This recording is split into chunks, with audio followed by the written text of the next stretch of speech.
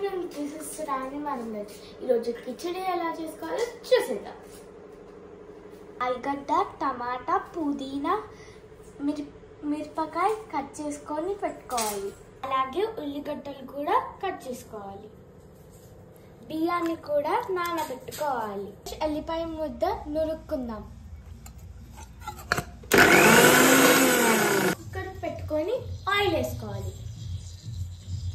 Oil వేసిన తర్వాత కమ్మదనం కోసం నెయ్యి వేయాలి. ఇది మా హోమ్ మేడ్ నెయ్యి అండి. కొంచెం సాజీరా అలాగే దాల్చిన చెక్క వేసుకోవాలి. తర్వాత సాల్ట్ వేసుకోవాలి. తర్వాత ధనియాల పొడి వేసుకోవాలి. బియ్యం వేసుకొని కలుపుకుంటే ఫ్లేవర్ పడుతుంది.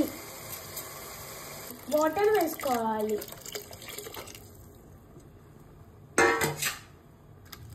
పెట్టుకొని ఒక 2 విజిల్స్ వచ్చే వరకు ఆగాలి. వేడి వేడి కిచడీ రెడీ.